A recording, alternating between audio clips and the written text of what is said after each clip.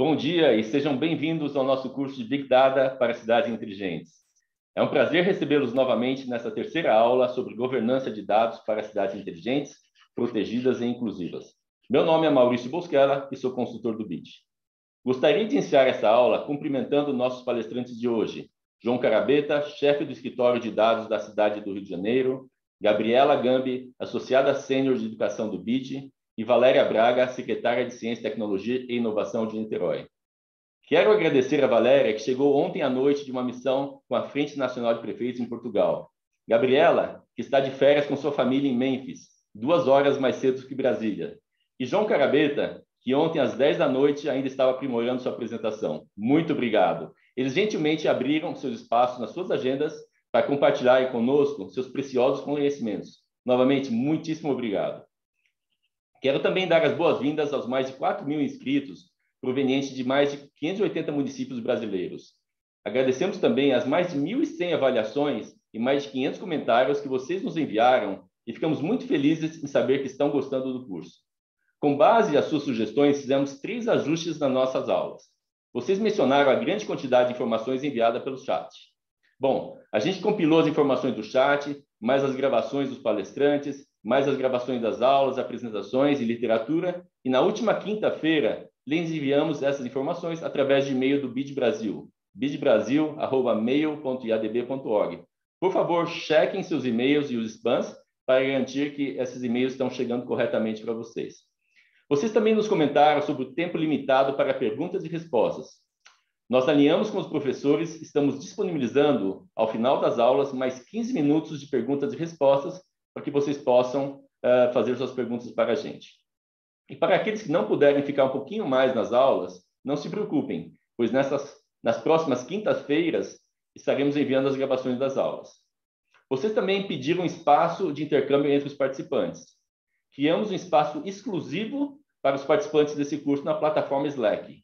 O convite foi enviado no mesmo e-mail do BID e agora estamos enviando pelo chat. Lembramos que para receber o certificado do curso, vocês precisam participar em pelo menos 4 das 6 aulas do curso. E os controles são feitos automaticamente pelo Zoom, então não se preocupem.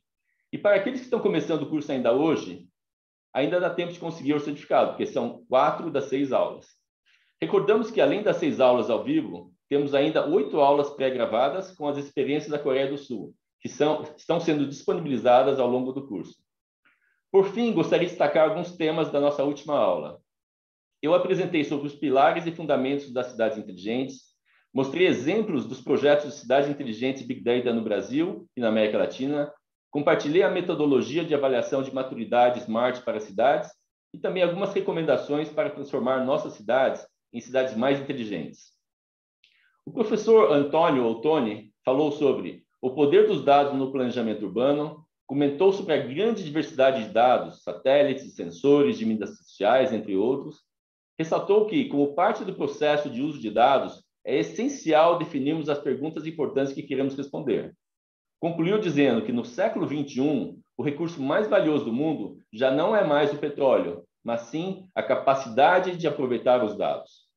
Sem mais, quero chamar a moderadora desta aula, Valéria Braga, secretária de Ciência, Tecnologia e Inovação de Niterói, uma profissional destacada de grande experiência profissional, que, entre outras atribuições, tem liderado várias iniciativas de cidades inteligentes em Niterói e que tive o prazer de ter colaborado com ela nos últimos anos. A biografia completa de Valéria está no catálogo do curso e também no nosso chat. Valéria, a palavra é sua.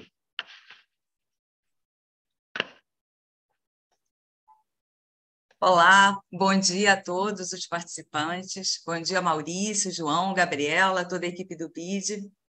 É um prazer estar aqui com vocês nesse curso proporcionado pelo BID, coordenado pelo Maurício Bosquella. Super parabéns! Cursos como esse, focados nos municípios, são muito importantes pelo conteúdo, pela troca entre os especialistas, com os especialistas e também com os outros municípios. O BID tem apoiado vários municípios e Niterói também, né? E nos últimos anos, especificamente na área de tecnologia, nós participamos de um momento muito especial na cidade, que teve o apoio do BID, que foi a implantação da cultura do geoprocessamento de dados através do CIGEL, o nosso Sistema de Geoinformação, e também da implantação do CCO, que é um Centro de Controle Operacional. Foi um momento de percepção também dos servidores, da importância da cultura dos dados. Todo mundo, eu acho que vocês também devem sentir isso, né? A gente percebe que não adianta a gente ter vários sistemas que geram milhões de dados, se esses dados não são de boa qualidade, se não são atualizados, se não são integrados, se eles não promovem uma análise inteligente que possa acarretar melhores decisões, políticas públicas de qualidade, transparência e também o que importa, no final das contas, qualidade de vida para o cidadão. Nessa busca, o prefeito Axel Grael de Niterói costuma dizer que é uma corrida que não tem linha de chegada. O tempo todo a gente está buscando melhorar, atualizar. A gente tem hoje um plano municipal de cidade inteligente, humana e sustentável, que tem diretrizes claras sobre dados. Nós temos uma estratégia de governo digital, temos um observatório de indicadores e estamos avançando para o nosso DataNit, que vai congregar todo o sistema de inteligência de dados. Eu também estou muito contente em estar aqui, podendo contribuir com essa aula. Eu penso que, se para todos os ambientes governança de dados é importante, para o serviço público isso é de grande responsabilidade, e eu penso que vai além da legislação, é uma questão de ética. Então, se a gente quer que todo cidadão tenha direito digital, que hoje é um direito humano, com acesso, letramento digital, a gente também precisa garantir que os dados dos cidadãos estejam seguros e que eles possam ter essa percepção da segurança, do respeito com seus dados. E se a gente quer política pública voltada para as reais necessidades dos cidadãos, a gente precisa garantir que os dados falem isso de forma real, honesta, integrada. Eu tenho a satisfação de chamar aqui 2 super profissionais que vão dividir esse momento com a gente. Nós temos todos muito que aprender com eles. Eu chamo agora o João Carabeta, que é o chefe executivo de dados da Prefeitura do Rio de Janeiro e cofundador da plataforma Base de Dados. A missão dele é aproximar a ciência dos dados dos governos. E eu achei muito interessante, João, as trilhas de formação que eu cheguei a ver, com dezenas de cursos gratuitos voltados para a governança e análise de dados, é muito importante para os municípios. João, vamos adorar te ouvir. A palavra é sua, você tem 40 minutos.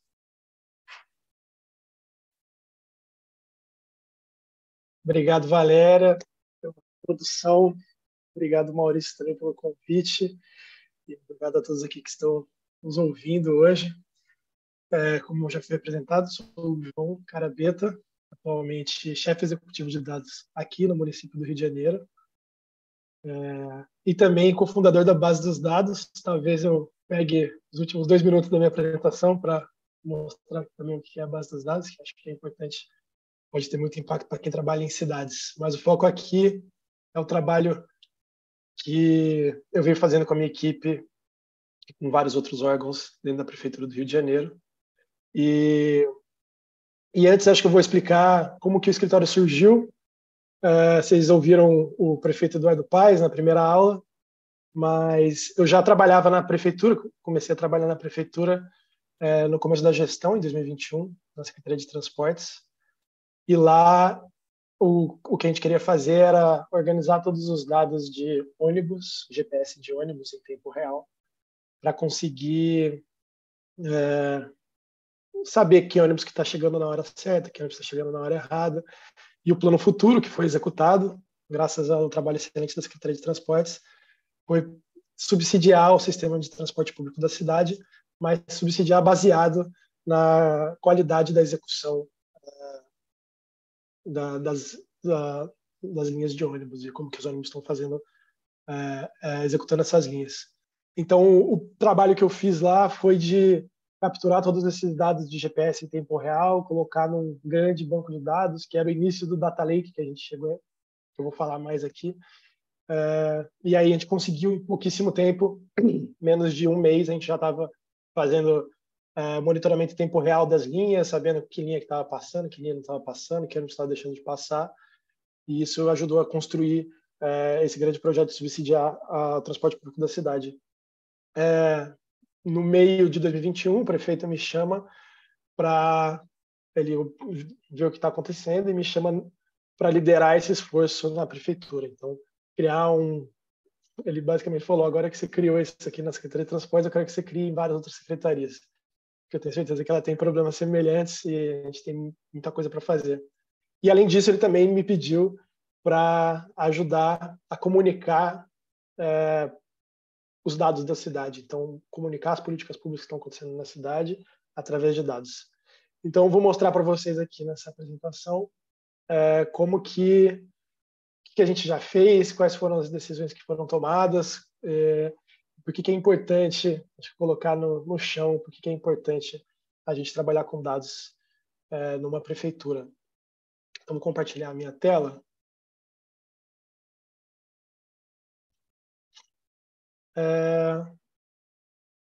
Tá aí. Minha apresentação vai ter vários momentos, então vai ter parte de apresentação, vai ter parte de que eu vou entrar em algum site. Fiquem comigo, que eu acho que vai ser interessante. Mas, basicamente, o escritório surge, é criado pelo prefeito, então a gente começa a trabalhar mesmo no começo de 2022, que é ano passado, com a equipe completa.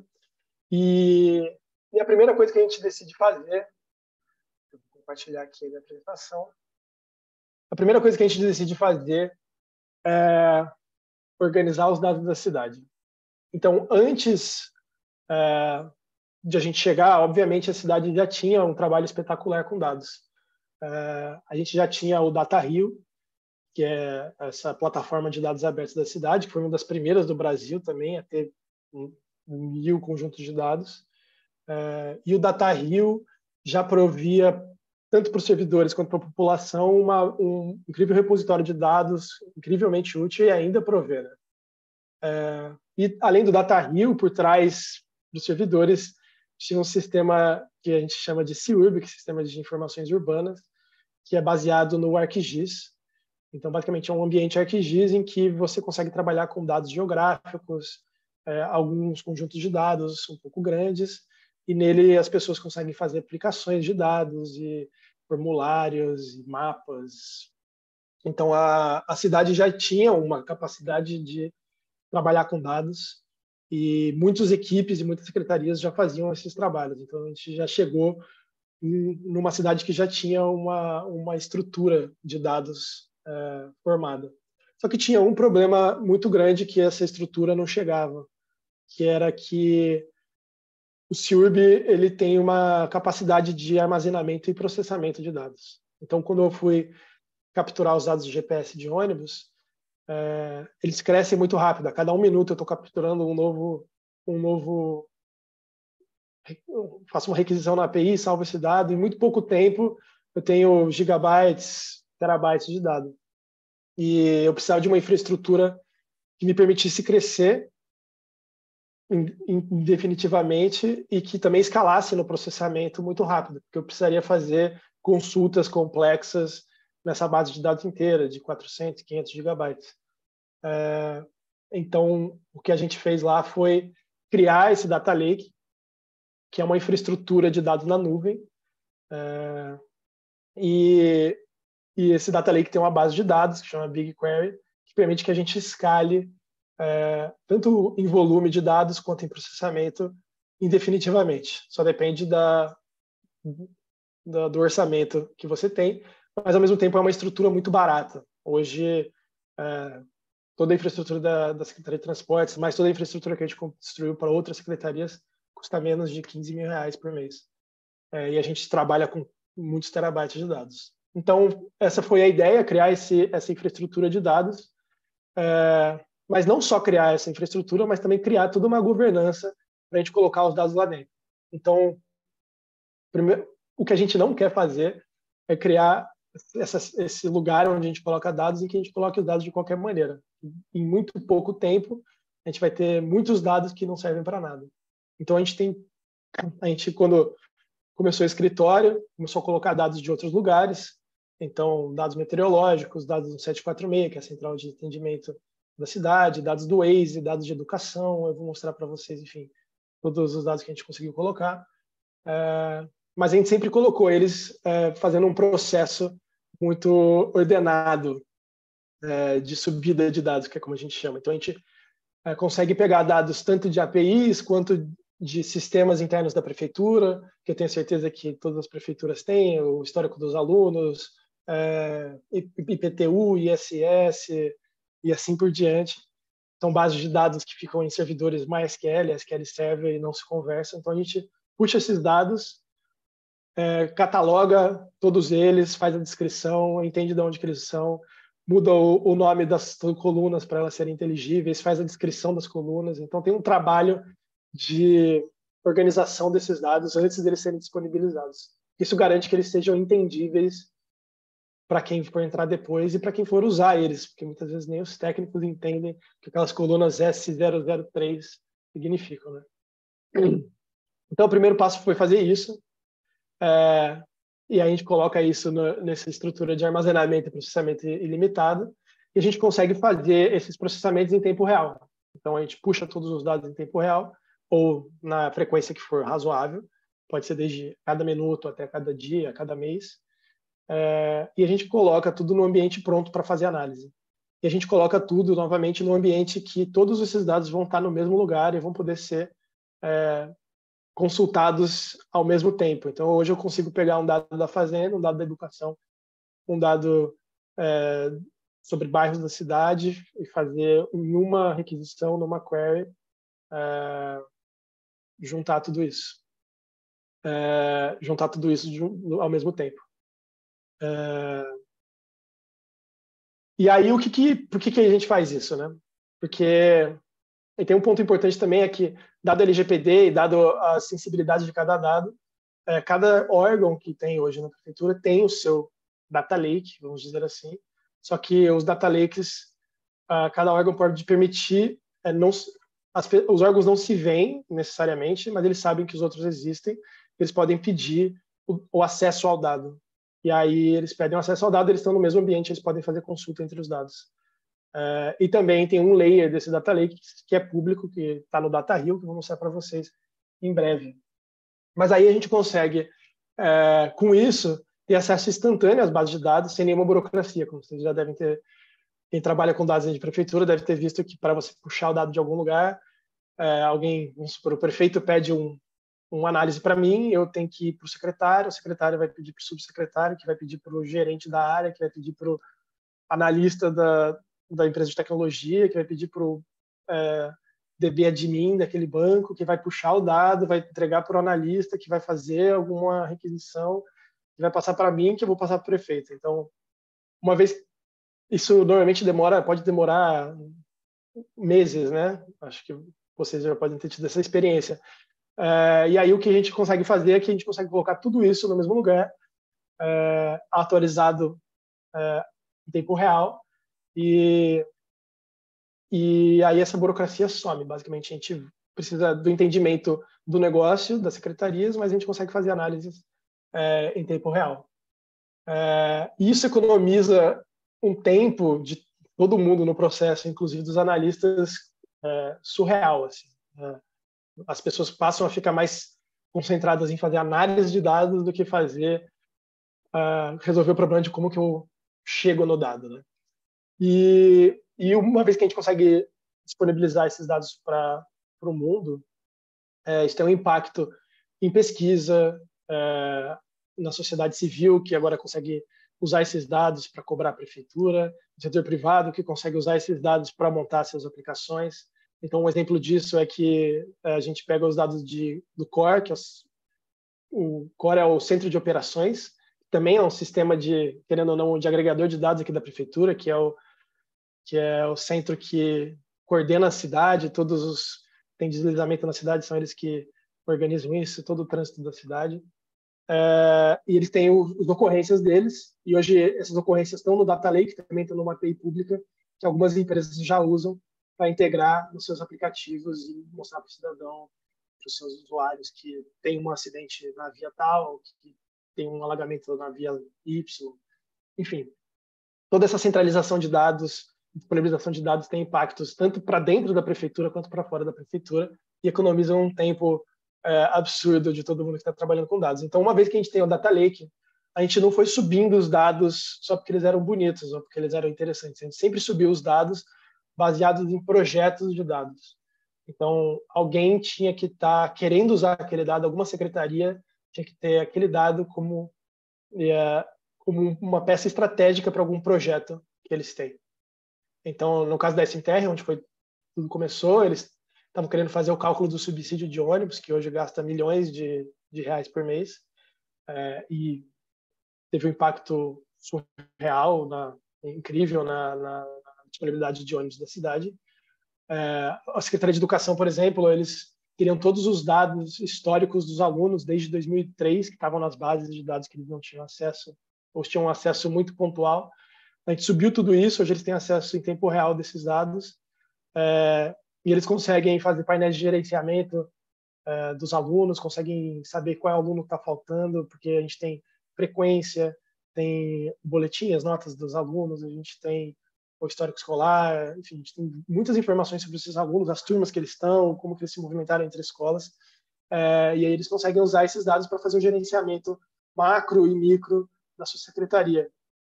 Inclusive, pensar em projetos de dados que antes eles não conseguiriam pensar, não tinham pensado em fazer, porque não tinha esse dado disponível na mão. Outros, enfim, a Secretaria Municipal de Infraestrutura, junto com a Secretaria de Governo, a antiga Secretaria de Governo, agora Casa Civil, precisava fazer um dashboard de obras para monitorar o andamento de cada obra, e o prefeito precisava acompanhar isso. E a gente também, enfim, integrou todos esses dados e a gente tem dashboards em tempo real. O centro de operações, que é um grande sonho do prefeito, de ter previsões de chuva com muita precisão na cidade. Então, a gente já tem uma parceria com o INPA, com o Google Research, e a gente consegue agregar dados de radar, de pluviômetro, meteorológicos, de alagamento, de comando, que são chamados do CORE, e vários outros tipos de dados para a gente conseguir dar subsídio para que a gente consiga fazer essas previsões de tempo, inclusive responder a pergunta onde está chovendo agora, que quando a gente sentou para fazer era mais difícil do que parecia ser feita. Mas, enfim, esses são alguns projetos, a gente fez vários outros projetos que eu vou mostrar aqui para vocês, e também mostrar como que isso vai para o chão, né? Então, basicamente, tudo que a gente foi subindo nesse Data Lake, que acho que esse é um ponto importante, por isso que eu vou repetir, é que tudo tem que estar sempre atrelado a um projeto. Se isso não estiver atrelado a um projeto, você corre o risco de subir dados nessa infraestrutura, e esses dados não terem utilidade, não terem um stakeholder, e como é um processo relativamente difícil e longo de subir esse dado, deixar ele estabilizado, você precisa de uma ótima justificativa um ótimo resultado para você conseguir justificar todo esse trabalho, né? Então, sempre a gente esteve junto das secretarias e dos projetos principais das secretarias e prioritários, e ajudando eles a subir, a fazer, executar esses projetos. E a gente também sempre captou parcerias externas, os dados em que a secretaria se sentia confortável em fazer uma parceria.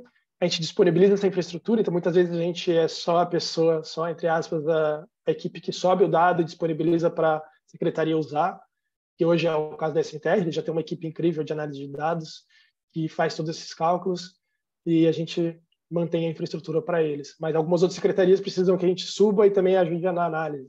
Então, cada secretaria tem o seu perfil de maturidade, vamos supor. Algumas secretarias já têm times de dados e outras secretarias têm times bem menores de dados, que vai dentro do fortalecimento de equipes de dados dos órgãos. Então, o que a gente foi percebendo também é que a criação dessas equipes passa por um processo de convencimento, que muitas vezes passa por entregar algum resultado e algum valor para esse secretário, subsecretário, entender que dá para fazer e dá para fazer coisa com impacto usando dados. Então, a gente entrega para eles algum protótipo, alguma pequena análise, algum dashboard, e aí ele percebe que isso tem um valor e aí vai investindo cada vez mais e criando, assim, aos poucos, sua equipe de dados. E também a gente faz, não menos importante, a formação desses servidores para conseguir usar os dados, né? Então, não adianta a gente ter um monte de dados dentro da secretaria, do escritório de dados, e não conseguir que as pessoas puxem eles, façam análise, etc. Então, o que a gente faz, a gente já teve nesse primeiro ano 30 alunos formados, então a gente basicamente faz hoje 2 tipos de formação. Uma é para quem não sabe nada de dados e precisa aprender a programar, então, ou mexer no BI. Então, essa é de não sei nada para eu sei alguma coisa. E aí isso tem um escopo muito maior na prefeitura. Hoje a gente está rodando de novo, tem 55 alunos. E daí a gente consegue, desse grande pool de alunos, identificar quem são os servidores que gostam de programar e ir puxando eles, talvez, para a próxima formação, que é a formação em infraestrutura de dados, que é para saber como gerenciar toda essa infraestrutura de dados que a gente tem disponível, como subir esses dados, como fazer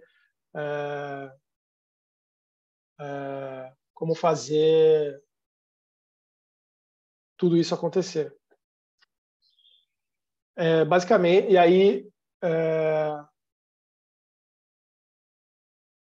perdi o fio da meada, mas basicamente como subir todos esses dados e a gente faz a formação desses 2 tipos de pessoas. Então, quem não sabe nada e precisa saber alguma coisa, a gente ensina essas pessoas, e quem já sabe e a gente quer especializar essa pessoa. Então, basicamente, o que acontece é que a gente vai identificando essas pessoas e puxando elas para formações mais complexas. E essa formação básica a gente usa basicamente cursos online gratuitos e a gente faz uma mentoria. Então, é a própria equipe que a gente tem que faz toda essa mentoria e faz tudo isso acontecer. Então, a gente tem... Eu vou mostrar que a gente fez alguns projetos. Vários projetos são mais estruturados, alguns projetos são menos estruturados. Com vários órgãos, a gente roda muitas pipelines hoje em dia nessa infraestrutura.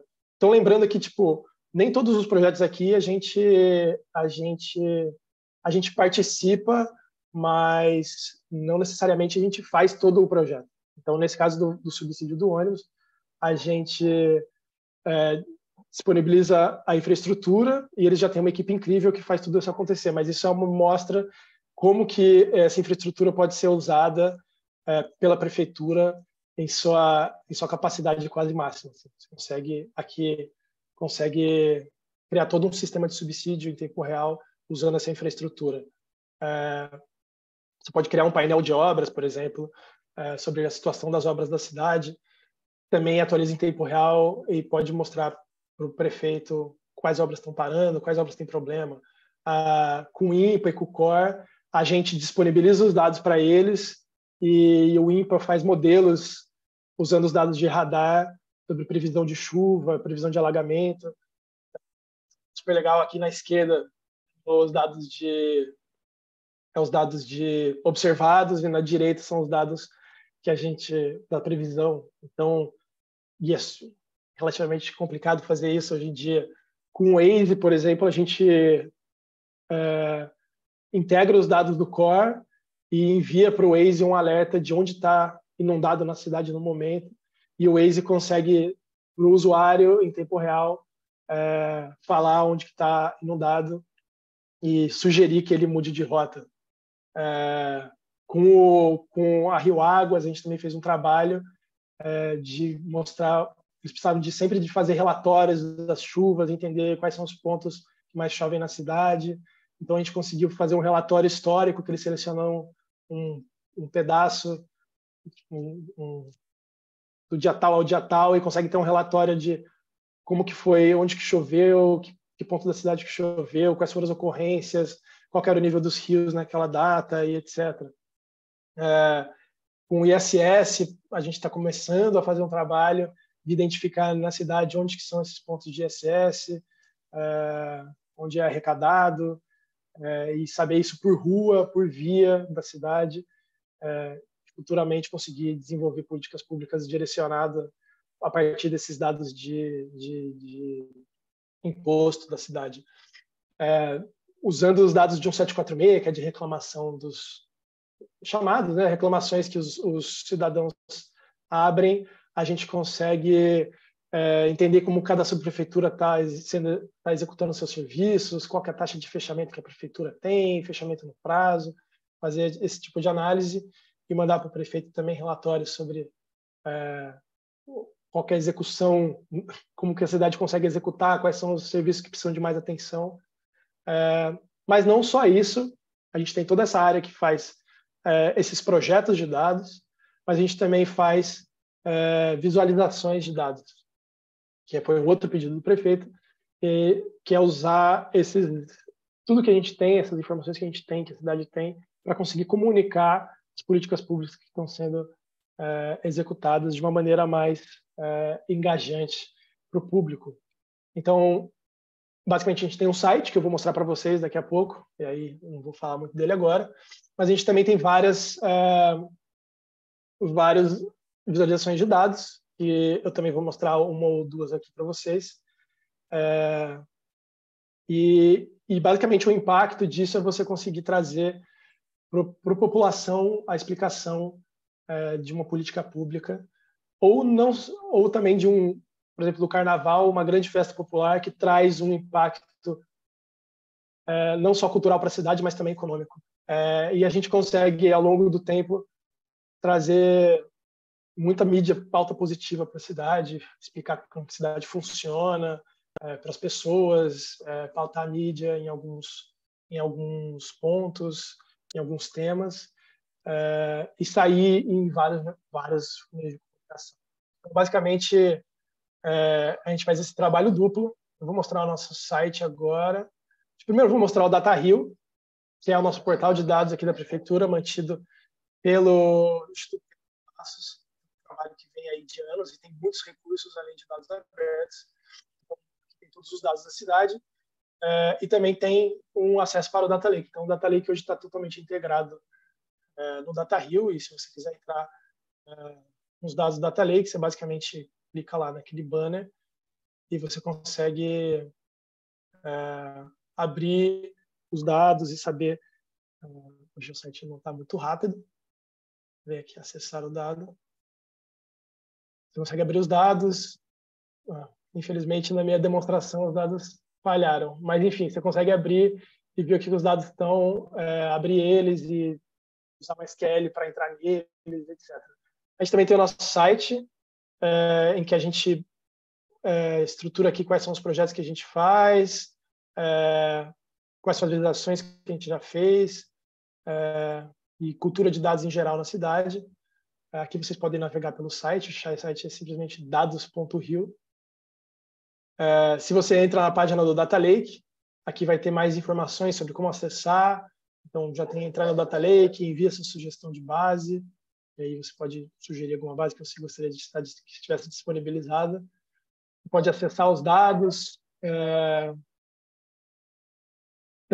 aí que tem a documentação de como acessar, tem o código. Então, todo o código que a gente faz com os parceiros e a gente está no GitHub da Prefeitura do Rio, então você pode simplesmente entrar aqui, ver como que a gente faz, potencialmente copiar para a sua cidade.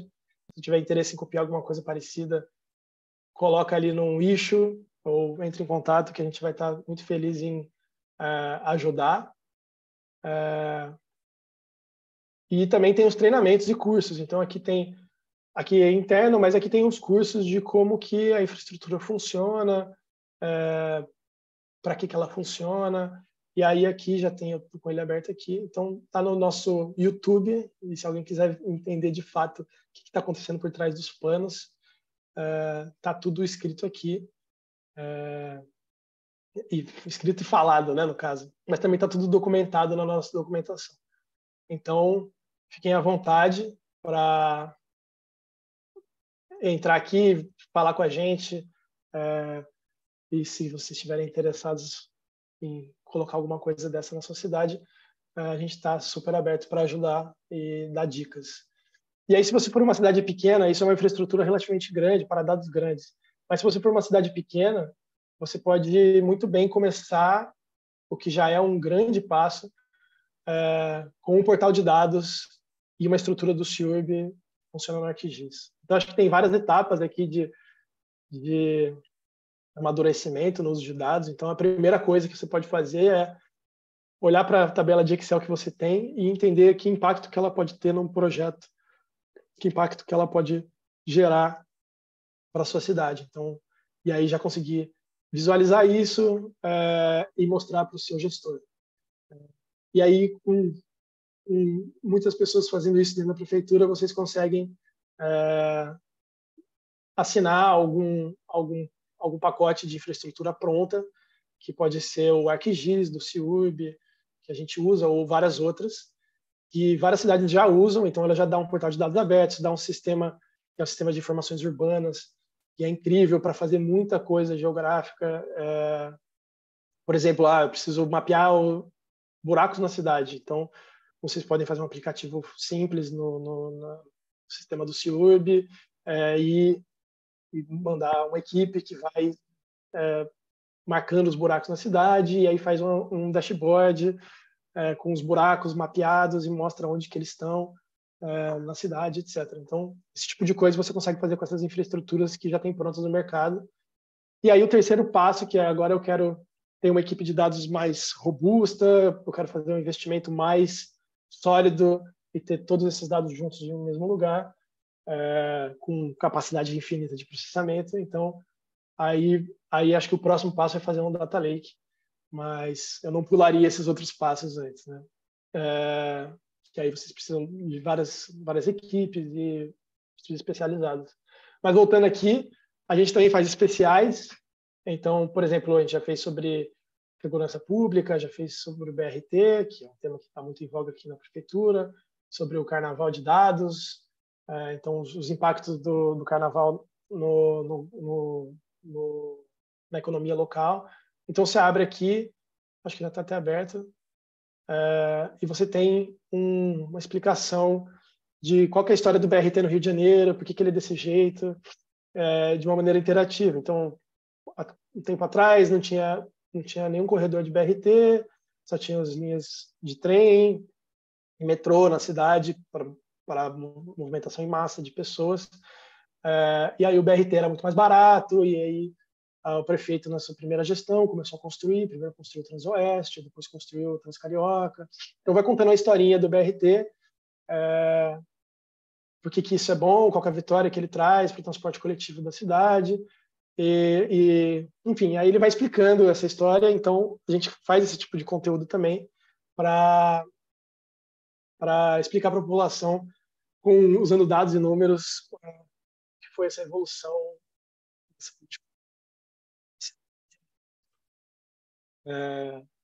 E aí, por final, eu acho que vale mostrar o nosso Data Lake. Esse daqui, o Data Lake, eu chamo de Data Lake, mas ele é muito maior do que isso. Ele é uma infraestrutura de dados. Então, ele tem a parte de captura, a parte de armazenamento, de consulta. E em cima dessa parte de consulta, a gente consegue montar alguns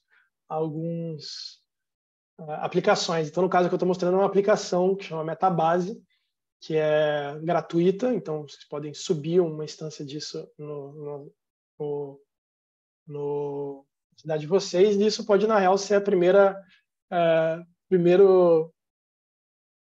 visão de um data lake, porque aqui você consegue conectar vários diferentes bancos de dados da cidade diretamente do banco de dados nessa aplicação. E aqui você tem acesso, no caso eu sou administrador, eu tenho até acesso a todas elas, mas você tem acesso a várias dos bancos de dados da cidade. A gente já subiu para o Data Lake. Então aqui são os Data Hill, que está público. Então aqui o comando é o que o centro de operações, os dados do centro de operações. E aqui eu consigo clicar, por exemplo, ver as ocorrências da cidade. Eu consigo saber que a cidade tem, nos últimos 30 dias, 835 ocorrências, um total de 81 mil ocorrências, onde estão essas ocorrências, e entender algumas coisas dela e fazer um gráfico, fazer um dashboard a partir disso. Essa própria plataforma permite você fazer. Eu posso vir aqui e ver os dados de chamados 1746. Eu faço clique no mesmo lugar. Aqui eles mostram um sumário, mas depois eu posso ir construindo visões mais complexas, né? Quantos chamados teve nos últimos dias, como foram os picos, etc. Então aqui viram um grande parque de diversões de dados, para quem gosta. Aqui tem pluviômetros da cidade, taxa de precipitação, e aí esses daqui são os conjuntos de dados de cada uma das secretarias, né? Então, cada secretaria tem o seu conjunto que fica fechado para cada secretaria. Então, nesse processo de subida, também acho que é importante falar, primeiro a gente sobe nesse data lake individual da secretaria, sempre se preocupando em documentar os dados, etc. Mas depois a gente também cria várias documentações e tem muita preocupação com a LGPD, no caso. Então, todos os dados que a gente sobe passam por um escrutínio para entender se esses dados têm sensibilidade, mesmo internamente na prefeitura. Então, os dados da SME, por exemplo, que é a Secretaria de Educação, os dados de aluno são... não vou nem abrir para não dar problema aqui, mas os dados de aluno já são não identificados, ele já tem um ID, não tem o nome de ninguém, mesmo subindo para o Data Lake, para a gente minimizar a chance de acontecer alguma coisa. Então, toda essa subida de dados acontece de maneira muito cuidadosa para que os dados, quando estiverem nesse sistema, já poderem ser usados sem problemas e sem risco, tanto de LGPD quanto de segurança para a cidade. E aí, vamos supor que a Fazenda, que é o dado da educação,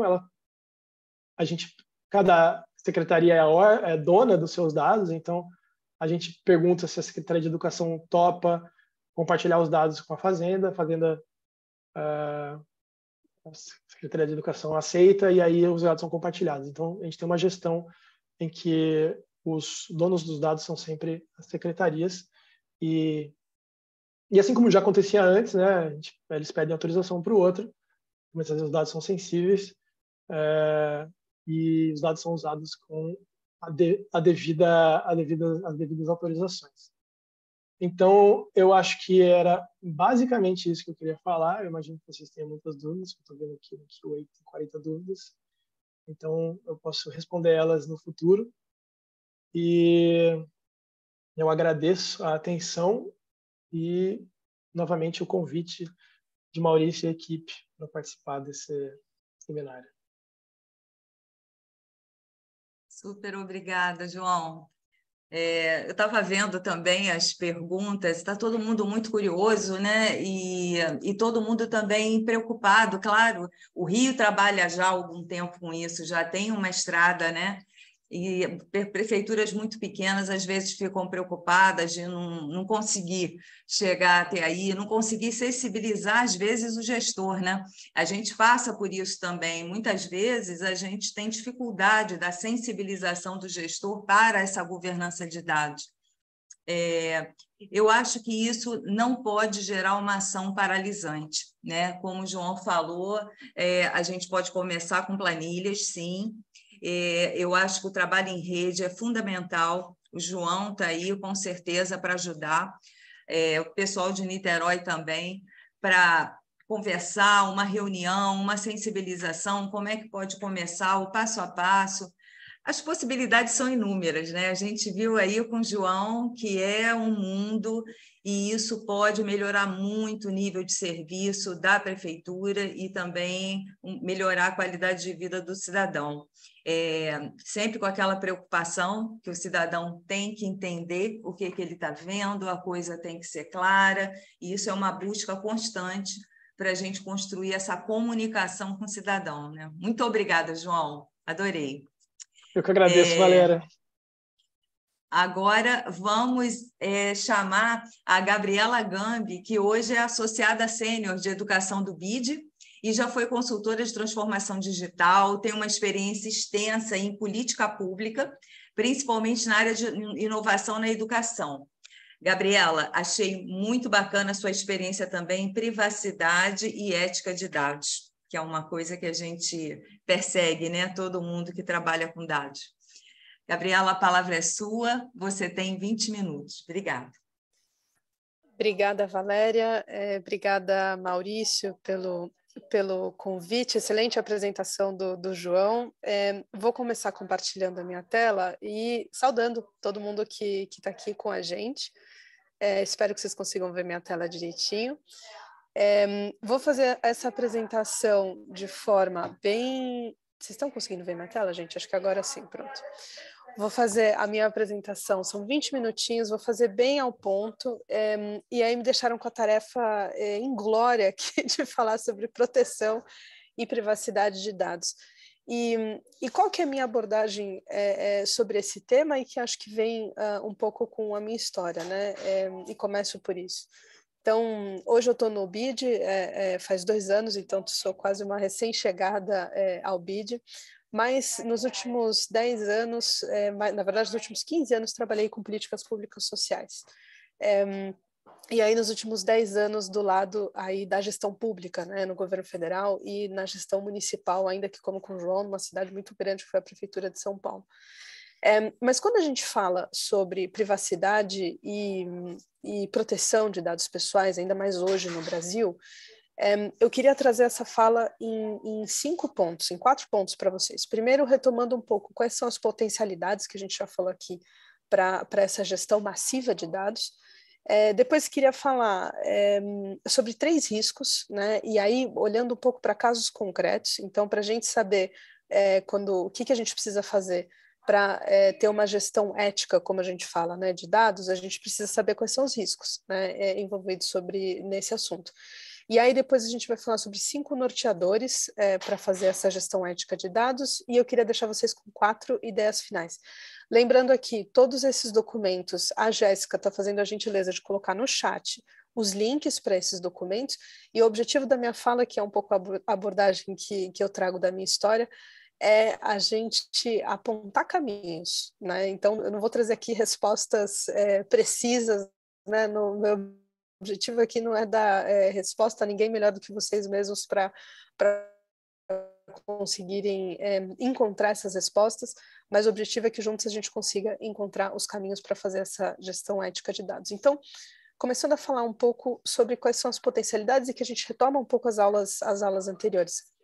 A gente viu, então, que a economia de dados hoje é importantíssima, né? A gente tem o Banco Mundial falando que a economia de dados nos últimos anos cresceu 15% e 2 vezes mais do que a economia chamada real. Ao mesmo tempo, e aqui eu estou falando dessa coluna no meio, né? A gente está sendo alertado para riscos aí com essa nova economia.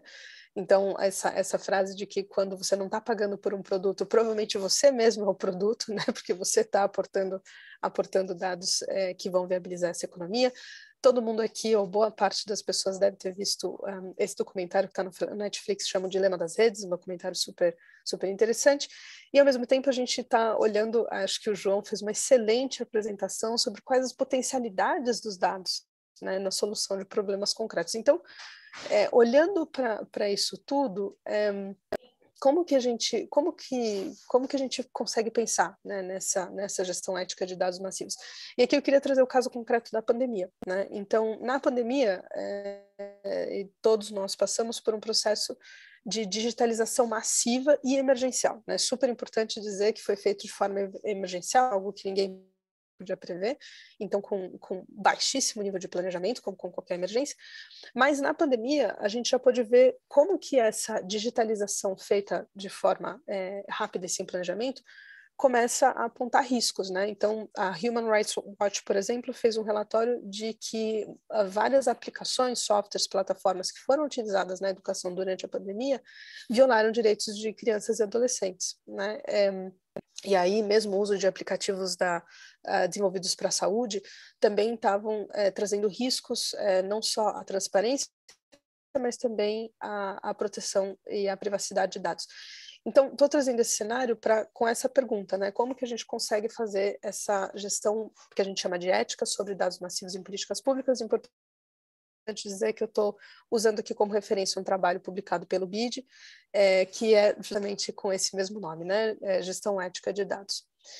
E para isso, o primeiro ponto, na verdade, é a gente entender quais são os riscos. Lembrando que eu falei que são 3 riscos que a gente consegue olhar aqui, 3 riscos principais, né, nessa gestão ética de dados. Então, primeiro, a privacidade, né? Quando a gente fala de privacidade, a gente está falando sobre aspectos que vão garantir o direito à privacidade dos detentores de dados, né, dos titulares dos dados, ou seja, cada uma das pessoas que estão hoje vivendo em ambiente digital ou físico. E aí, quando a gente fala de privacidade, quais são alguns aspectos importantes para a gente mitigar o risco de perda de privacidade? Primeiro, a gente ter a finalidade específica desses dados, então entender por que a gente está coletando, para que, como vai ser feito esse tratamento, ter o consentimento, como a Valéria acabou de falar, né, ter o consentimento informado das pessoas sobre a coleta e o uso desses dados, olhar para não reidentificação. O João apresentou aí exemplos interessantes de como que quais são algumas estratégias que a gente pode usar para mitigar a possibilidade de identificação ou reidentificação via cruzamento. Aspectos de segurança que são importantíssimos, né? E aqui eu trouxe alguns exemplos, mas olhar para a segurança é fundamental. À esquerda, a gente pode ver que mesmo o Ministério da Saúde ou o Banco Central tiveram falhas graves de segurança que acabam violando a privacidade. E tudo isso para dizer que é também a forma como eu abordo as políticas públicas, que esse novo mundo digital também está gerando um novo mundo, né, de novos direitos e novos deveres, onde está todo mundo aprendendo, né? Então, eu acho que a gente conhecer os riscos é algo fundamental para a gente conseguir, ao máximo, tentar mitigá-los, entendendo que nenhum ciclo ou nenhuma estratégia vai ser 100% perfeita, né? Os riscos fazem parte, e todo mundo que está na gestão pública sabe bem disso, que o risco faz parte da vida, né? Um segundo risco muito comum é a discriminação algorítmica, e que eu imagino que você já tenha ouvido falar bastante, né? Então, os dados, se eles refletem a vivência que a gente tem em sociedade, eles vão também reproduzir discriminações que acontecem no ambiente real, né? Então, esses dados vão, de alguma maneira, reproduzir discriminações históricas ou estruturais, e é importante que a gente esteja atento para isso, né? Não existe dado nem ambiente neutro, se a gente for olhar com uma perspectiva sociológica. Então, é importante que a gente leve em conta isso, né? Quais dados se registram, de quem, como, onde é possível a gente ter esse registro digital, quem tem acesso a esse mundo digital. Por quê? Para a gente não incorrer no erro de proliferação desses tipos de discriminação. Quando a gente fala de mecanismos de aprendizagem de máquina ou inteligência artificial, aí isso toma uma escala exponencial, né? Então, de que maneira que essas engenharias vão aprender sobre dados que já trazem algum tipo de discriminação histórica, estrutural, e vão começar a aprender sobre isso e gerar conclusões, e, portanto, proliferar esses tipos de discriminação.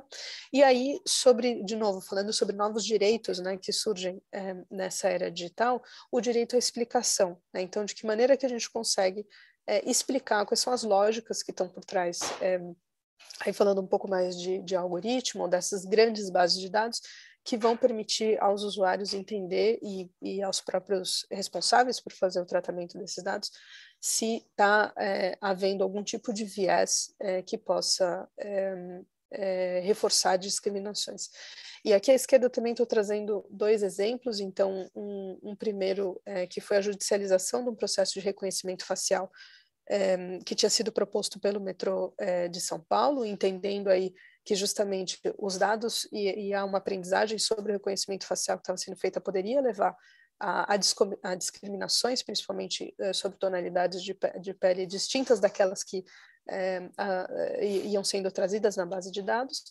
E aí um caso muito famoso nos Estados Unidos, de 2016, sobre de que maneira um algoritmo que estava sendo usado para predizer potenciais reincorrências criminais, na verdade estava justamente utilizando dados que iam trazer um viés, por exemplo, de raça que ia prejudicar a população negra, né? Então, super importante a gente estar muito atento a isso o tempo todo e aprendendo, né? Acho que, acima de tudo, é conseguir trazer essas referências, aprender e para a gente sempre se questionar em como está sendo como está sendo feita essa coleta e esse tratamento de dados. E o terceiro risco mais comum é o que a gente chama de opacidade, que é um nome interessante para falta de transparência, né? Então, a falta de transparência é algo muito complicado e muito prejudicial durante todo o ciclo de vida, como a gente chama, né, dos dados. Então, que vai desde a coleta, a gestão, armazenamento, publicização desses dados. E aí, essa falta de transparência, ela normalmente pode acontecer por três aspectos principais. Ela pode ser intencional. Por quê? Porque, por exemplo, você pode ter uma base de dados, um algoritmo, por exemplo, que vai vai identificar potenciais falhas ou potencial evasão fiscal, né? Então, quer dizer, se você revela como que funciona esse mecanismo, você vai estar tirando o próprio objetivo, né, desse mecanismo. Ou por questões de propriedade intelectual. Então, por exemplo, o mecanismo de buscas do Google não vai revelar a forma como ele funciona.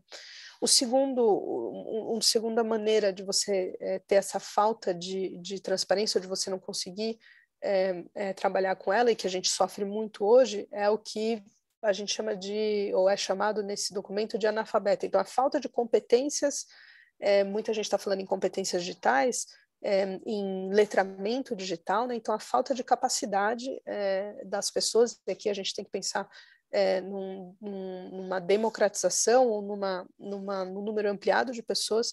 Então, a falta de capacidade dessas competências para entender como é feito o tratamento desses dados, né? E isso é muito complicado, porque quando a gente não entende para que a gente está dando aquele dado, como é feito esse tratamento, fica muito difícil a gente ter criticidade sobre o nosso próprio direito, né? Então, se a gente quer mesmo ou não fornecer aquele dado, se a gente quer revogar, inclusive, a autorização para o uso daquele dado, se aquele dado vai ser usado para alguma coisa diferente. Então, esse é um campo onde hoje todos os países sofrem muito, né, com isso. E a falta de transparência intrínseca que hoje também a gente está vendo na era da inteligência artificial e de maneira que ela está sendo colocada de forma mais massiva ao público, que é que muitas vezes os processos de aprendizagem de máquina não conseguem ser explicados pelos próprios criadores ou pelos próprios responsáveis, né, por esses mecanismos. Então, isso pode ser muito complicado, porque ao final você não vai sabendo como que aquilo vai crescendo de forma exponencial e se ninguém consegue explicar como está chegando naquela conclusão, como que a gente consegue, de novo, ser crítico, né, e crítica com relação a esse uso massivo de dados e principalmente ao tratamento, principalmente quando ele é feito por máquinas disso. E aqui eu trouxe um exemplo que é uma reportagem muito interessante do El País, e que acho que a maioria de nós também tomou conhecimento disso, sobre como o uso massivo de dados e o cruzamento desses dados, também de forma às vezes bastante pouco transparente, foi utilizado para campanhas eleitorais em 2018 e posteriormente a isso também.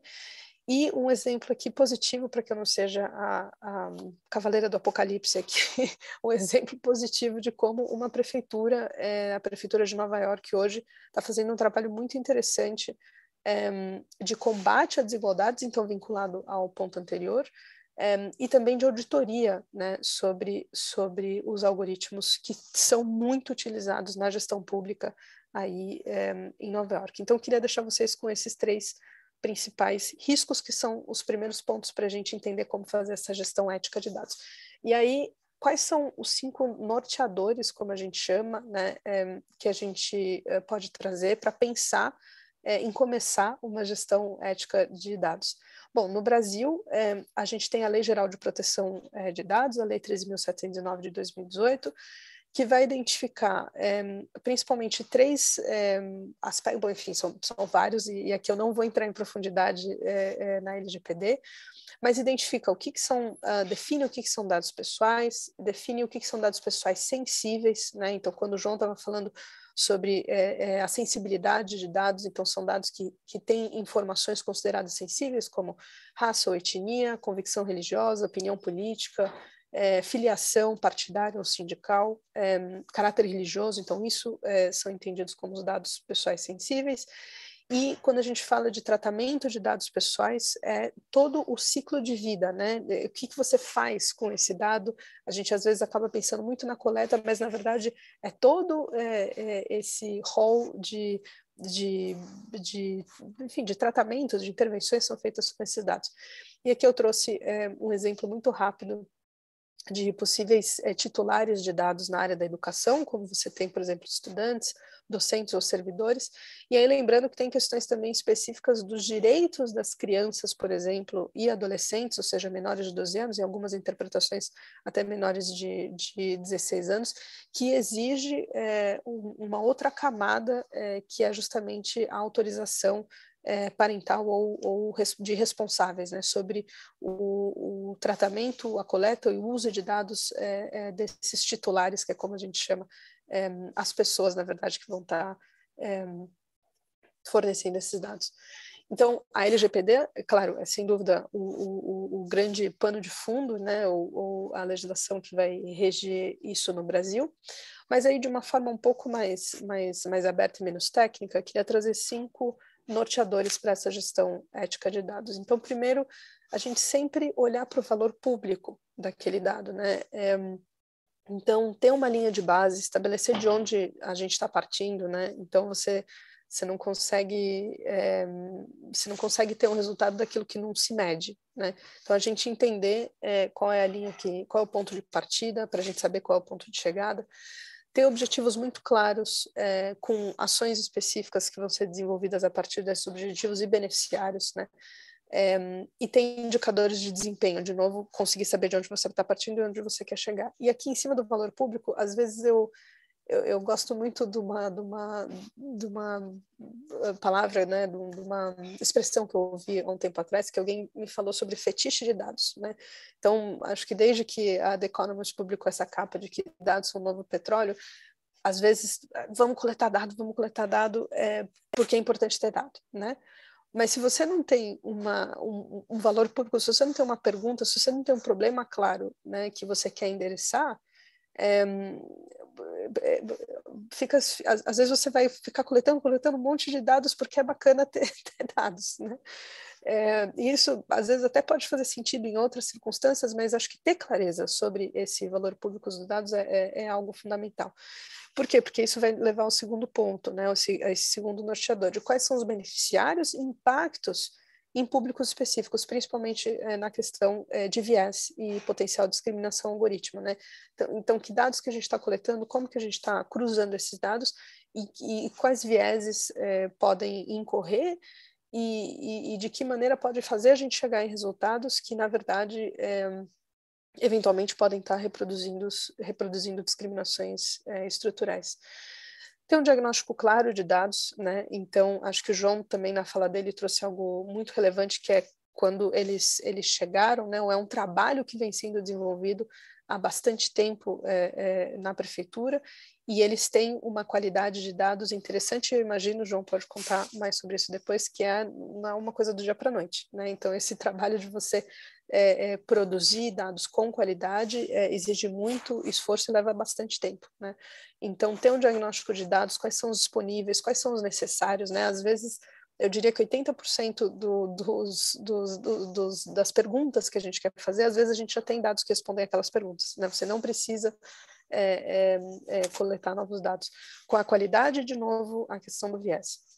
O terceiro ponto é sobre privacidade, como a gente chama privacidade, desde a concepção do projeto, né? Então, quando a gente vai olhar para um problema e vai decidir trabalhar com dados para responder aquele problema, como que desde o começo a gente consegue pensar sobre privacidade, tanto em consentimento, e aqui a gente precisa pensar também de novo nos beneficiários, se são crianças e adolescentes menores, como que a gente vai trabalhar com o consentimento desses responsáveis, anonimização, João também trouxe exemplo aqui de como eles fazem a anonimização de dados sensíveis aí e de titulares na Prefeitura de São Paulo, segurança, um aspecto super importante, mostrei aí casos de vazamentos, padronização e trabalhar com dados abertos, né? Onde a gente teve um exemplo aqui bem claro de como isso pode estimular não só a inovação, mas também a transparência, que é o meu último ponto norteador.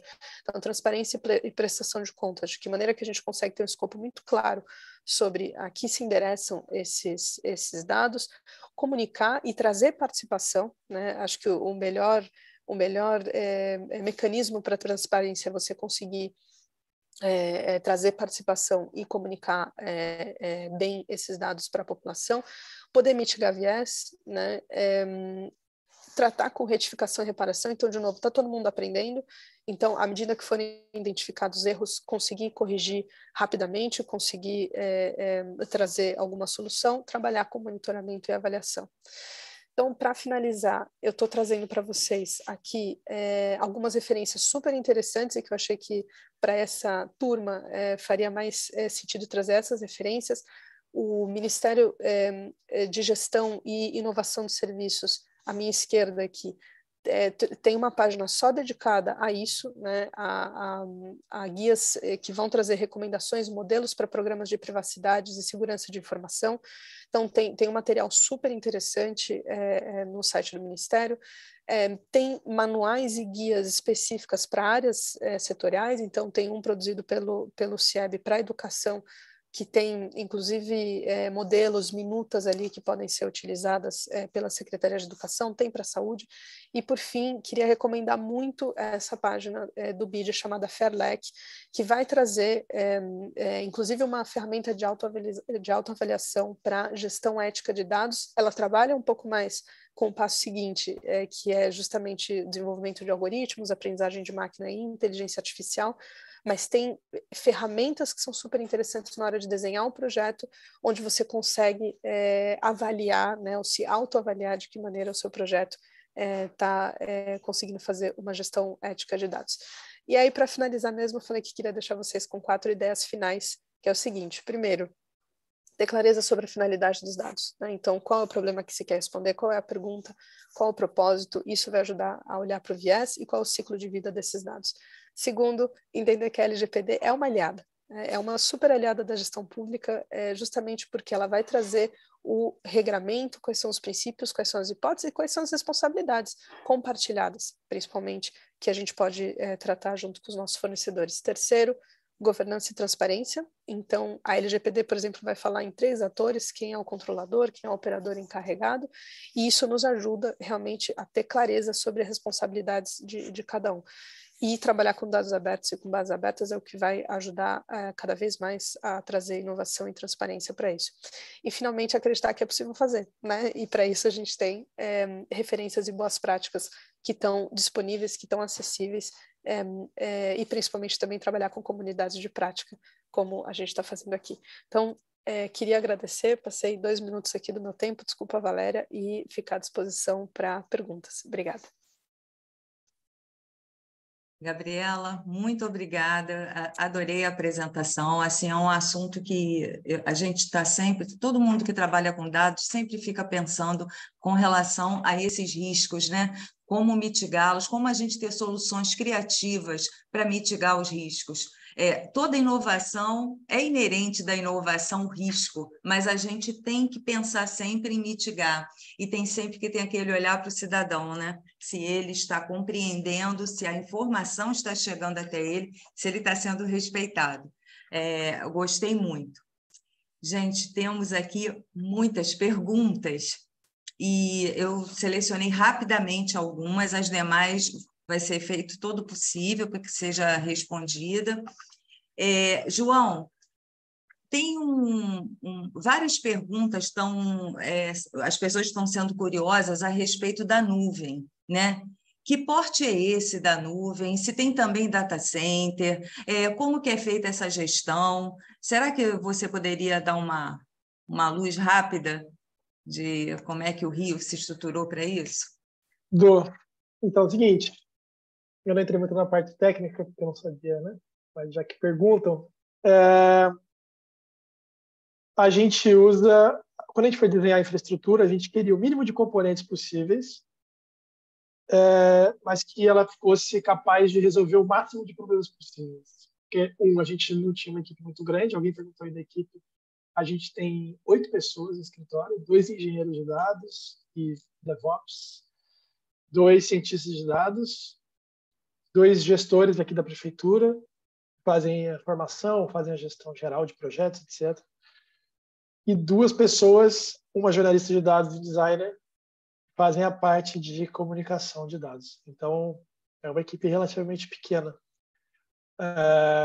mas muito produtiva, como vocês poderiam ver. Então, basicamente, o que a gente fez foi vamos escolher o mínimo de componentes possíveis que escalem do jeito que a gente quer, ou seja, sem limitações, mas que também a gente consiga fazer 95% dos projetos que a prefeitura tem para fazer com dados na mesma infraestrutura. Então, a gente quer ficar reinventando a infraestrutura toda hora. E aí, o que a gente escolheu? Basicamente, a primeira componente é um gerenciador de tarefas de dados, vamos dizer assim. Normalmente, o mercado usa muito o que chama Airflow. A gente está usando um que chama Prefect, que também vou botar aqui, Prefect, que é open source, então é grátis. E ele basicamente fala assim, você escreve um código em Python e fala, eu quero pegar os dados desse banco de dados e jogar aqui, eu quero pegar os dados desse API e fazer tal, eu quero, uma vez com esse banco de dados pronto, tipo, qualquer código em Python que você tenha, você pode agendar uma tarefa. Então, esse é o primeiro. E o segundo item é o BigQuery. Então, a gente usa a estrutura do Google Cloud e lá dentro a gente usa o BigQuery. Então, Storage, que é onde você guarda os dados, e BigQuery é onde você consulta, que é o banco de dados. A gente fez uma pesquisa ampla entre todas as clouds, fez um chamado público, e tem toda a documentação, inclusive no site, posso também caçar aqui o link para botar, para o Maurício mandar para vocês. Mas lá tem toda a justificativa porque a gente escolheu, todos os pontos que a gente precisou avaliar, etc. Então, a gente escolheu o BigQuery e aí nele que a gente coloca os dados e é nele que a gente consegue fazer todas as análises. Então, a gente escolheu fazer as análises em SQL direto nesse banco de dados, que tem suporte geográfico, tem suporte para várias funções, etc. Então, foi a melhor decisão e ela escala. Então, você não precisa ficar pensando em alocação de máquina. Então, uma tabela de 1 megabyte, uma tabela de 1 terabyte, você vai escrever o mesmo SQL para fazer o processamento das duas. Então, você não precisa ficar pensando muito, o analista não precisa pensar em alocação de máquina para fazer análise. E o terceiro que a gente usa é o DBT, que é um gestor de SQL, né, a linguagem que você faz programação em banco de dados. Então, e também você consegue agendar tarefas, tem uma integração com o Prefect. Então, no final, são esses 3 grandes componentes que são a nossa infraestrutura de dados e que permitem a gente fazer todos aqueles projetos que vocês viram e muitos outros sem precisar ficar mudando de infraestrutura, inventando um módulo, etc. Então, eu acho que é essencialmente isso. Eu acho que um ponto interessante também, para falar rapidamente, a gente criou essa infraestrutura de uma maneira que ela fosse descentralizada. Então, cada secretaria tem como se fosse um pedaço dessa infraestrutura para ela mesma. Ela pode, se quiser, pagar a conta dela. Então, algumas secretarias, Secretaria de Transporte e Educação, por exemplo, pagam a sua própria conta. Eles pagam o processamento, pagam o storage, pagam tudo. Storage é armazenamento, né?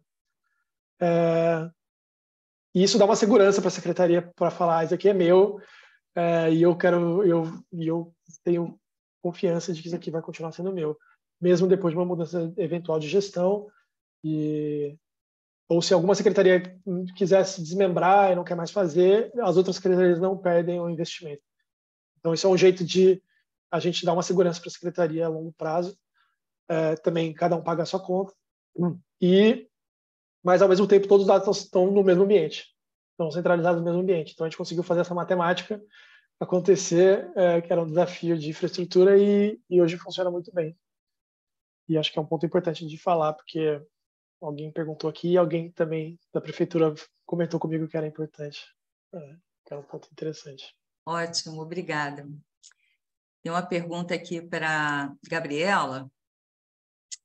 Como é que você imagina dar uma percepção de segurança para o cidadão comum com relação a seus dados pessoais? O que você já viu, que experiências você já viu que são interessantes? É um tema bacana, né? Como que a gente faz para o cidadão comum ele se sentir mais seguro, ele ter essa segurança em função dos dados dele? Legal, obrigada, Valéria, pela pergunta e para as pessoas que fizeram. Eu gosto muito de partir da ideia de experiência de usuário, né? Então, como eu me sentiria segura, né? Justamente em dar meus dados, né? Então, quer dizer, se hoje muitas pessoas, e eu me incluo nelas, quando vai usar um aplicativo ou qualquer coisa, só clica ali na caixinha, eu aceito os termos e condições e meio que fala seja o que Deus quiser, né? Isso não é, de fato, a melhor forma, né, de você conseguir ter um consentimento informado. Então, como que eu gostaria, né, que isso fosse feito para mim? Acho que a primeira coisa é a gente saber comunicar de forma clara e simples, né? Então, olha, a gente está te pedindo esse dado, para melhorar esse serviço público, né? A gente está te pedindo esse dado porque a gente vai pilotar, por exemplo, um projeto que vai reduzir fila de creche, né? Então, de novo, por isso que eu tentei reforçar bastante sobre a intencionalidade. E segundo, deixar claro que esse cidadão, essa cidadã pode revogar, né, essa opção dele ou dela para disponibilizar o dado dele ou dela para esse ciclo de vida a qualquer momento, né? Então, a gente conseguir comunicar isso com clareza e sem entrar tanto em termos técnicos ou em 5 páginas, né, com letrinhas bem miúdas de termos e condições que você tem que ler e que, evidentemente, pouquíssimas ou quase nenhuma pessoa vai ler, eu acho que pode ser uma maneira da gente conseguir trazer mais confiança para esse cidadão, dizendo para ele qual é a finalidade e, principalmente, de que ele ou ela pode revogar essa autorização a qualquer momento. Acho que essas seriam as 2 recomendações que eu teria para dar. Em Niterói, a gente também tem essa preocupação de usar a linguagem simples, né? Para tudo que a gente faz, para não ter dúvidas, para não ter um entendimento equivocado, muitas vezes, né? E só, desculpa, Valéria, acrescentar um ponto que eu acho super interessante da fala do João, que é também voltar para esse cidadão e para essa cidadã e dizer, olha, aquele dado que você deu, está aqui o que a gente fez com ele, né? Está aqui o dashboard, está aqui, olha, sabia que a gente criou essa plataforma que olha o melhor itinerário de ônibus, né? Porque eu acho que isso vai gerando confiança sobre o uso desses dados. Perfeito, isso mesmo. João, tem uma outra aqui, também técnica, eu achei bem interessante. Se vocês seguem alguma cartilha para estruturação dos dados no Data Lake ou tiveram que criar suas próprias regras de normalização, convenções, existe algo geral ou vocês tiveram que fazer a descrição aí de todo o processo? É um misto. Então, eu tenho algo que chama base dos dados, que essa ideia de juntar todos os dados num lugar só sempre foi um sonho de princesa, acho que de todo mundo que trabalha com dados no Brasil, dados públicos, né? Então, com base nos dados, a gente conseguiu descobrir um jeito de fazer isso e disponibiliza esses dados para quem for usar, para os pesquisadores, etc. Então, hoje... E aí, para fazer esse trabalho base de dados, a gente teve que primeiro fazer essa primeira ontologia de dados, que a gente chama. Então, como que nomear as colunas, como que nomear as tabelas, como que vai ser essa mudança ao longo do tempo, etc, etc, etc. quando a gente foi para a prefeitura, a gente já tinha alguma coisa dessa pronta. E aí a gente teve que nos adaptar, se adaptou para o ambiente da prefeitura. E aí é uma boa oportunidade de falar também que a gente não fez sozinho, além da prefeitura, né? Além de trabalhar junto com os outros órgãos, a gente teve uma ajuda importantíssima da equipe da empresa de tecnologia da prefeitura, que são hoje os responsáveis por muito dessa subida de dados. Então, como muitos dos dados moram dentro dos data centers da prefeitura, de educação, etc., eles são os responsáveis por catalogar, fazer o dicionário de dados, catalogar e também, junto com a gente, definir essa ontologia. Então, a gente vai chamar esse dataset desse jeito, é uma ontologia do governo federal, que eles já sabiam, conheciam mais do que a gente, sobre nomenclatura de temas dentro do serviço público. Então, a gente pegou várias ideias e foi criando a nossa. Hoje está tudo isso documentado no nosso... Eu vou pegar aqui para vocês, mas está tudo isso documentado no nosso documentação. Aqui, docs.dados.rio é a nossa documentação que eu estou botando no chat. E nela tem um guia para desenvolvedores, tem um manual de estilo. A gente tem um manual estiloso para o manual de estilo que mostra como que você vai chamar cada coisa, quais são as regras de nomeação, quais são as regras de tudo certinho. E aí está pronto para ser usado. Assim, é só copiar. Essencialmente, o manual de estilo acho que é bem fácil. Também o base dos dados também tem uma documentação extensa com o manual de estilo que o pessoal usa lá. Até acho que mais detalhamento sobre o processo de subida de dados que pode ajudar vocês também a se organizar quando for subir um dado. Mas tudo que eu falei aqui em questão de infraestrutura está documentado nesse docs.dados.rio. E no nosso curso online também, para quem quiser se aprofundar muito. Bacana. Obrigado, João. Gabriela, teve uma pergunta. A pessoa gostaria de saber quais as ações geralmente são implantadas em um processo de adequação LGPD e quais são essas que não podem ser negligenciadas e o que você já observou de erro, o que é recorrente? Legal, obrigada, Valéria. Acho super importante dizer, não sou especialista em LGPD, tá? Não sou jurista em LGPD, tem especialistas nessa área, mas eu voltaria aos pontos em que a gente conversou, né? Então, você conseguir entender efetivamente quais são os princípios da LGPD, né? Acho que esse é o primeiro ponto, e mesmo para não juristas como eu, foi super importante acompanhar o processo de escrita, ler a LGPD efetivamente, porque a gente consegue entender que ela não é uma barreira, ao contrário, né? Ela define e quase que dá esse glossário, a gente poderia chamar assim, de como trabalhar com dados pela legislação brasileira. Então, acho que o primeiro ponto na gestão pública seria entender quais são os tipos de titulares de dados para problemas que vocês querem tratar, né? Segundo, identificar o que poderiam ser dados sensíveis e qual é o tratamento adequado para esse tipo de dado. Terceiro, entender também que a LGPD trabalha com hipóteses de compartilhamento de dados, né? Da maneira, acho que o João apresentou aí também um caso real, que não significa que, então, a gente não pode publicar nada, a gente não pode compartilhar nada, né? Ao contrário, a LGPD vai trazer hipóteses específicas, ou seja, situações, circunstâncias nas quais você pode ter o compartilhamento dessas bases de dados. Uma delas, por exemplo, desde que para finalidade de política pública, né? Prevista em lei. Então, isso permite, por exemplo, com que toda a gestão aí de programas e processos que tem respaldo legal seja possível fazer, né? Então, eu acho que acho que essa seria a minha primeira recomendação. Número 1, leia a LGPD, né? A partir disso, a gente vai entender quais são esses fatores. Segundo, compartilhe a responsabilidade, também sobre o cumprimento da LGPD com parceiros, com fornecedores, né?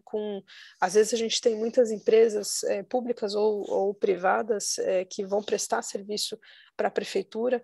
Então, vamos compartilhar a responsabilidade do cumprimento com essa contraparte. Acho que essa é uma das partes também bonitas da LGPD, de que não existe uma centralidade só sobre o poder público de dizer o que é possível ou não fazer, mas que esses atores sejam compartilhados dentro do que a gente chama de ecossistema. Então, acho que essas são as principais recomendações que eu daria, com o disclaimer de que eu não sou especialista em LGBT. Não, mas é isso mesmo, é a sua visão, é o que a gente tem feito também, né? Achei interessante você colocar que a LGPD ela é uma aliada, né? Na realidade, está também para proteger a todos, né?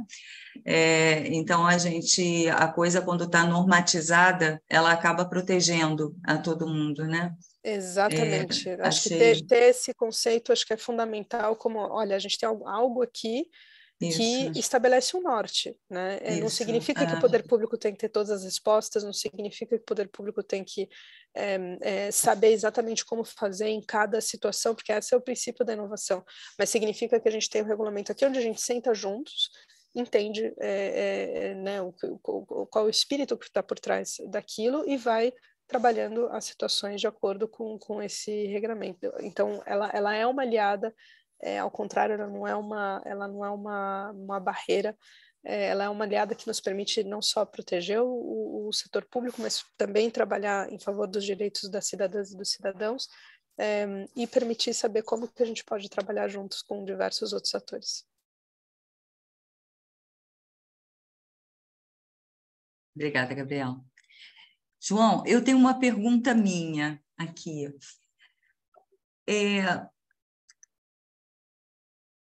Só um minuto. Quão longe a gente está do princípio apenas uma vez? Que o cidadão só forneceria seus dados apenas uma vez a nível municipal?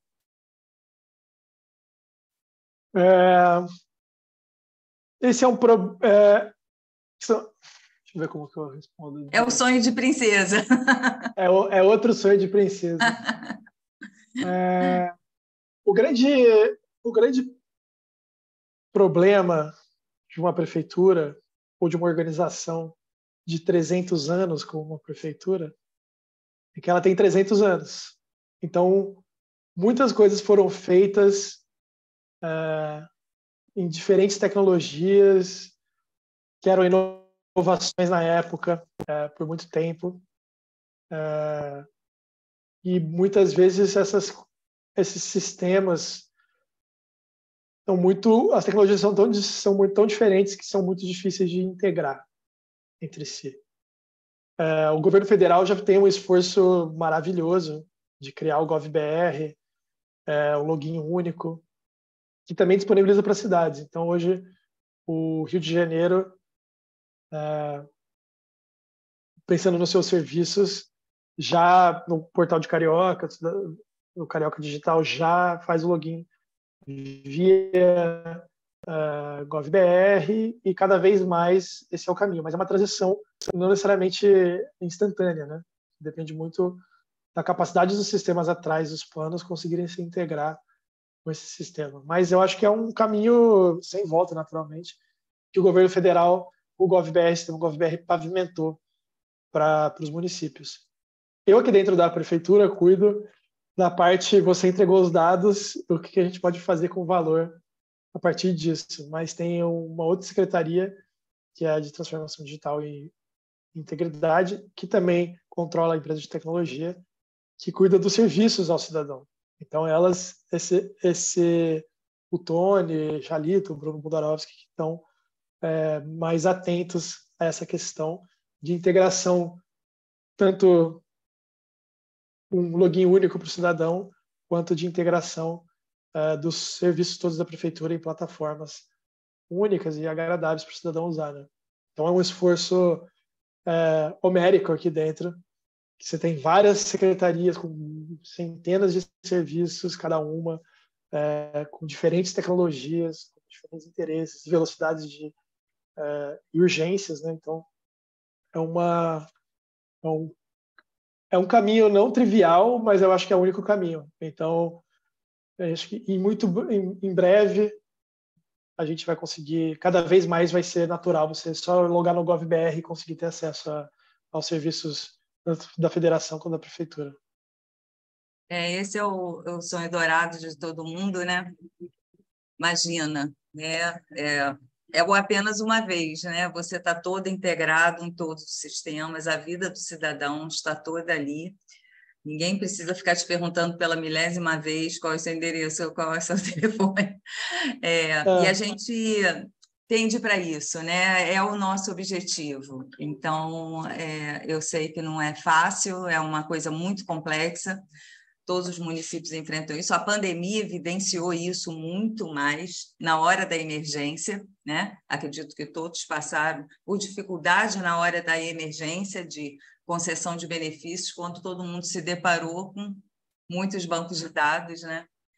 Às vezes com o mesmo cidadão de formas diferenciadas em cada um deles. Então, isso foi evidenciado e talvez os esforços tenham aumentado até em função dessa fragilidade que foi vista, né?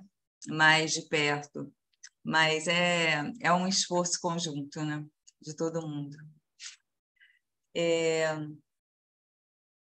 Gabriela, na área da educação, você tem uma boa prática para dividir com a gente com relação a dado? Você ficou bastante tempo nessa área, né? Claro, sim, algumas, né? E aí acho que a primeira que me vem à cabeça é como a gente pode trabalhar com sistemas de alerta preventivo, né? Para reduzir, por exemplo, evasão. Então, os sistemas de alerta preventivo são muito usados já há algum tempo na América, em alguns países da América Latina e Caribe, Uruguai é um deles. São sistemas onde a gente vai conseguir olhar para dados históricos, né, de estudantes e conseguir, cruzando a partir de várias informações e que os professores e professoras normalmente já têm muito claro na cabeça, né, quais são esses elementos que vão induzir ou que vão aumentar as chances, por exemplo, de um estudante sair da escola. Então, a gente consegue pelo cruzamento dessas diferentes bases de dados, conseguir atuar preventivamente, por exemplo, antes de que esse estudante ou que essa estudante evada, né?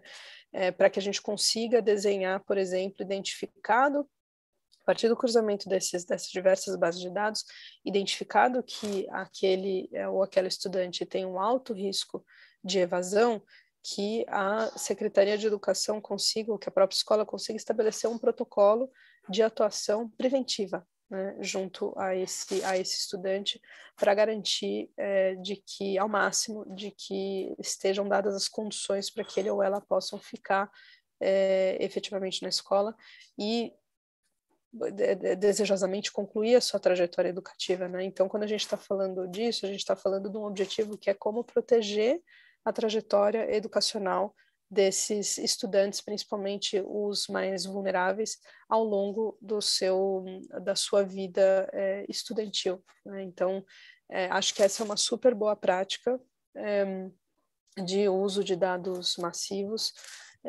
que permite ter um objetivo muito claro, tem beneficiários muito claros, vai trabalhar e vai endereçar normalmente estudantes em situações de vulnerabilidade e permite trabalhar de forma preventiva e sem estigmatizar esses estudantes. Então, acho que esse é um bom exemplo de como que a gente consegue fazer esses usos de dados na educação. Muito legal. Eu acho assim que isso que a gente conversou, você falou, o João também, da gente retornar para a população, para o cidadão, com o resultado, né, do que aquele dado proporcionou. Isso é fantástico, né? As pessoas tendem normalmente a ficarem desconfiadas, né? O que estão fazendo com os meus dados? E por muitas vezes ela tem razão, porque ela vê isso divulgado, né? mas ela não tem, às vezes, noção do quão positivo pode ser, o que isso pode acarretar de positivo, né? Então, é um trabalho, é responsabilidade nossa, inclusive, dizer para ela, né, o que está vindo de positivo dali, né? Olha, eu adorei, gente. Eu agradeço muito as perguntas, que tem muitas, muito boas, muito boas. Agradeço muito aos palestrantes, ao Maurício, a essa oportunidade, a equipe do BID. Eu acho que é isso, a gente se reunir, os municípios estudarem, pensarem, trocarem. Eu sou fã do trabalho de rede. Eu acho que, através da rede, a gente consegue diminuir os intervalos que a gente teria se estivesse sozinha. Um pode apoiar o outro. Eu acho que o porte da cidade, isso pode ser motivo de reuniões. Como é que eu posso adaptar? Como é que eu posso começar? É possível, a gente só não pode ficar paralisado. A gente só não pode desistir e achar que, para mim, não dá. Vamos começar, que a partir de algum resultado isso já vai sensibilizando as pessoas já vão acreditando, já vão vendo os benefícios e a gente continua. Vou passar a palavra de volta para o Maurício, de repente ele tem mais perguntas. Obrigada. Obrigado, Valéria, obrigado, Gabriela, obrigado, João. Realmente, cada dia é um aprendizado novo com vocês aqui. Achei excelente essa sessão. Os parabenizo e também agradeço a todos que estiveram conosco até agora. Eu tenho alguns avisos importantes que eu queria passar. Na realidade, no chat, a gente viu muitas informações com relação eu não recebi as informações, tem muita informação no chat, etc, etc. Então, na realidade, para vocês que estavam reclamando que não receberam informações, etc., a gente acabou mandando esse e-mail através de bidbrasil@mail.iadb.org. Todo o material que foi circulado no chat, os links e outros, estão nesse e-mail que foi enviado na quinta-feira para todos que estavam inscritos nesse curso. Ou seja, se vocês não encontraram esse e-mail, por favor, dê uma olhada no seu spam. E, de toda maneira, a gente tem um e-mail de dúvidas aqui, que é o bigdata2023@iadb.org, né? Então, através desse e-mail, no caso que vocês não receberam, não acharam, por favor, nos avisem. Mas, em teoria, vocês devem ter recebido todos esses e-mails na última quinta-feira, falando das aulas anteriores e da aula de hoje, né? E a gente vai estar mandando de novo na quinta-feira outro e-mail. Eu queria agora só comentar rapidamente. A gente chegou na metade do curso, então, nas primeiras aulas, tivemos os prefeitos, líderes comentando na sua visão de cidade inteligente, a liderança deles, muito motivacional. Na segunda aula, o Tony e eu falamos dos conceitos de cidade inteligente, Big Data, e hoje a gente escutou o João e a Gabriela falando de governança de dados, proteção e privacidade, com a moderação da Valéria, né? Na próxima aula, terça-feira, no dia 25 de abril, nós vamos ter outras pessoas que vão comentar com a gente, que são... deixa eu mudar minha página aqui. Que são a Carmen Domingues, que é uma cientista de dados, que vai falar muito mais das soluções tecnológicas, pensando que no momento que a gente já definiu cidades inteligentes, estamos coletando uma série de dados e a gente fala de governança, é o momento de utilizar esses dados e tomar melhores decisões. Então, ela vai comentar um pouco do trabalho dela como cientista de dados, o que ela faz para usar esses dados e transformar esses dados em alguma coisa que seja útil. A Janaína nos vai comentar sobre a parte de comunicação na era digital e a Romina, especificamente, vai falar de técnicas de visualização e também de storytelling. Ou seja, a gente fecha um ciclo aqui, desde a parte de cidades inteligentes, dados, governança, até a parte de visualização e comunicação. E nas outras aulas, né, que são a aula 5, a gente vai estar falando, então, das experiências de Recife, São Luís e Vitória, além de inovação urbana inteligente, falando de Open Innovation, entre outros. E na sexta aula, dia 9 de maio, vamos concluir o nosso curso com as melhores práticas, tendências e recomendações para municípios brasileiros. É importante mencionar que a gente ainda tem 8 aulas pré-gravadas, com experiência da Coreia do Sul. Já enviamos duas na comunicação de quinta-feira passada e vamos estar enviando mais nessa próxima quinta. Então, novamente, 3 avisos importantes para vocês, ou pedidos, né? O primeiro é que, por favor, respondam à nossa pesquisa. É muito importante os comentários de vocês, que a gente consiga entender o que vocês gostaram, se tem algumas sugestões, e nós vamos, obviamente, buscar acatá-las para a melhoria do curso. Próxima aula, então, terça-feira, às 10 horas de Brasília, no mesmo Zoom. Aguardamos vocês. Chequem seus spams e qualquer dúvida no bigdata2023@eadb.org. Sem mais, eu queria agradecer aos nossos excelentes palestrantes, moderadora e todos vocês que estiveram conosco aqui toda essa hora e meia aqui e desejar a todos um excelente dia. Muito obrigado.